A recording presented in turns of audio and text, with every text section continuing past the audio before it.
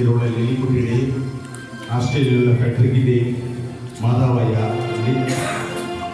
ലില്ലിക്കുട്ടി ഈ ലോകത്ത് മാറ്റപ്പെട്ടിരിക്കുന്ന ഞങ്ങൾ സമയത്ത് അറിയിച്ചു കൊടുക്കുന്നു. ഇന്ന് വൈകുന്നേരം 4 മണിക്കാണ് മറിയാമ്മ ചേട്ടത്തിയുടെ ശവസംസ്കാര ശുശ്രൂഷ. ഇതൊരു അറിയിപ്പായി കണക്കാക്കി എല്ലാവരും അതിന് കടന്നു വരണമെന്ന് അറിയിക്കുന്നു.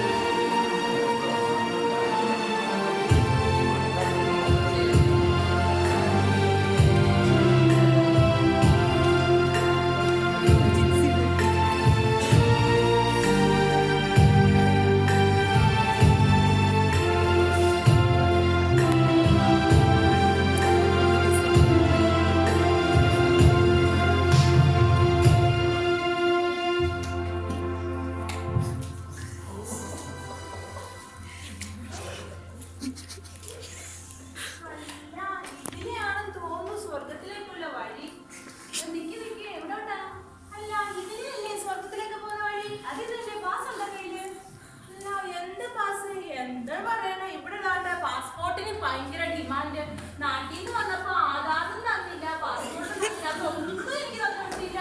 ഐഡന്റിറ്റി കാർഡും ആധാറൊന്നും അല്ല അമ്മച്ചി. അമ്മച്ചിയോ എന്ത് ആര് അമ്മച്ചി? അങ്ങനെ പറ.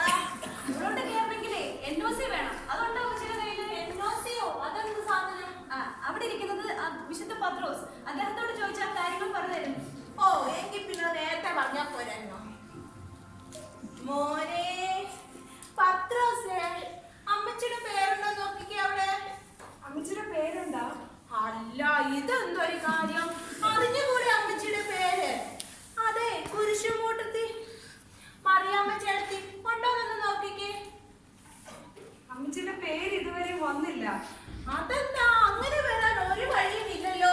തറവാട് മാധ്യമം വെച്ച് നോക്കുവാണെങ്കിൽ ആദ്യം ആ പേപ്പറിൽ വരുന്നത് എന്റെ പേരാണല്ലോ. എന്നിട്ട് എന്റെ വരാഞ്ഞേ? അമ്മച്ചിയുടെ അടുക്ക ശുശ്രൂഷ കഴിഞ്ഞിട്ടില്ല, അതുകൊണ്ടാണ്. ആഹാ, എങ്കിലേ ഞാനൊന്ന് വിളിച്ചു നോക്കട്ടെ.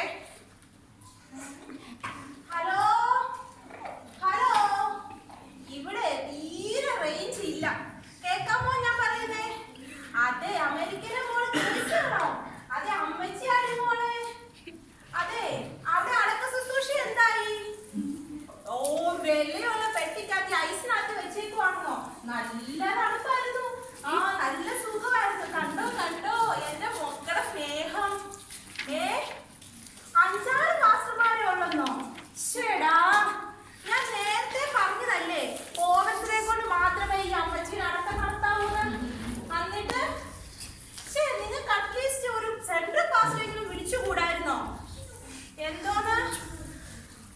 അല്ലേലും അവൾ അങ്ങനെയാ. പണ്ടേ അവൾ എല്ലാത്തിനും പിശുക്കും കുശുമ്പിയുമാ. എങ്കിലും ഞാൻ അന്നേ പറഞ്ഞല്ലേ 5-6 ചില്ലറ കാശ് കൊടുത്തിട്ട് ആൾക്കാരെ അവൾ ഇരുത്താണ്. എന്നാലും മോശമായി പോയി. എന്നാലും കുഴപ്പമില്ല, അമ്മച്ചിയുടെ നാട്ടുകാരൊക്കെ കേട്ടിട്ടേ ഒരു കാര്യം അങ്ങോട്ടൊന്ന് വെച്ചു കൊടുക്കാം. ഓക്കെ എനിക്ക് ഞാൻ വിളിക്കാമേ. അതെ, പത്രോസ് ഒന്നുകൂടെ നോക്കി അമ്മച്ചിയുടെ പേരുണ്ടോന്ന്. വന്നിട്ടില്ല അമ്മച്ചി, അവിടെ വെയിറ്റ്. ഞാൻ എന്താ ചെയ്യണ്ടേ, ഇവിടെ നിൽക്കാനോ? ഷോ, എന്തോ ഒരു കഷ്ടം.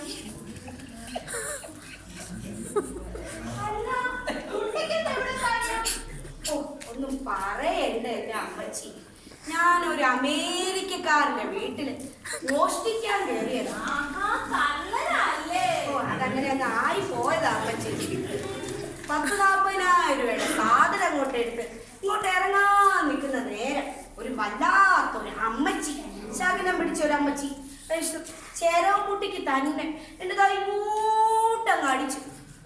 ഈ മുറിവും കൊണ്ട് ഞാൻ പുറത്തിറങ്ങി നടന്നു. പോലീസും പിടിച്ചു.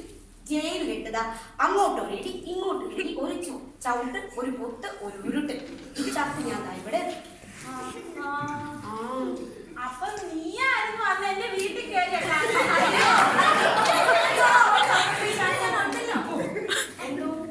നീ ജന്മം കൊണ്ട് ക്രിസ്ത്യാനിയും ദൈവകൽപ്പനയും മോഷ്ടിക്കുന്നത് പാപമാണെന്ന് അറിഞ്ഞിരുന്നിട്ടും നീ മനഃപൂർവ്വം പാപം ചെയ്താൽ നീ യാതനാ സ്ഥലത്തേക്ക് പോകും. അയ്യോ, അല്ല പിന്നെ നിനക്ക് സ്വർഗ്ഗം വെച്ചിരിക്കും. അയ്യോ അയ്യോ മോളെ മോനെ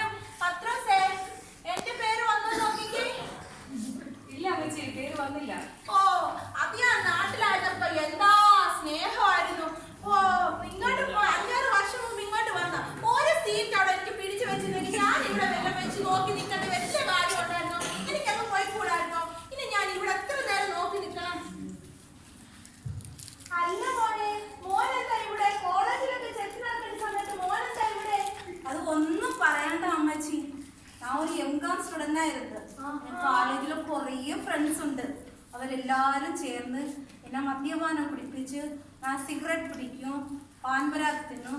അതെല്ലാം തിന്നി എനിക്ക് ക്യാൻസർ പിടിച്ച് ഞാൻ മരിച്ചു പോയി. അല്ലേലും ഇങ്ങനെയാ, കൂട്ടുകൂടിയാൽ ഇങ്ങനെയാ. നാട്ടിലുള്ള പിള്ളേർ ഈ കുഞ്ഞിനെ ഒന്ന് കണ്ടായിരുന്ന മതിയായിരുന്നു. എല്ലാ പിള്ളേരും ഇപ്പൊ അങ്ങ് മദ്യപാനവും കൂടിയും മാത്രമേ ഉള്ളൂ. ആ കാലത്ത് ഈ കുഞ്ഞിനെ ഒന്ന് ശ്രദ്ധിച്ചായിരുന്നെങ്കിൽ എത്ര ഒഴിവാക്കാമായിരുന്നു. പഞ്ചാരമുക്കിൽ കുഞ്ചു, പഞ്ചാരമുക്കിൽ കുഞ്ചു. നിങ്ങൾ ദൈവത്തിന്റെ മന്ദിരമെന്നും ദൈവത്തിന്റെ ആത്മാവ് നിങ്ങൾ വസിക്കുന്നെന്നും അറിയുന്നില്ലയോ? ദൈവത്തിന്റെ മന്ദിരം നശിപ്പിക്കുന്നവരെ ദൈവം നശിപ്പിക്കും. ദൈവത്തിന്റെ മന്ദിരം വിശുദ്ധമല്ലോ, നിങ്ങളും അങ്ങനെ തന്നെ. ഈ വചനം നിനക്ക് തന്നിരിക്കെ മദ്യപാനം കൊണ്ടും മയക്കുമരുന്ന് ജടിക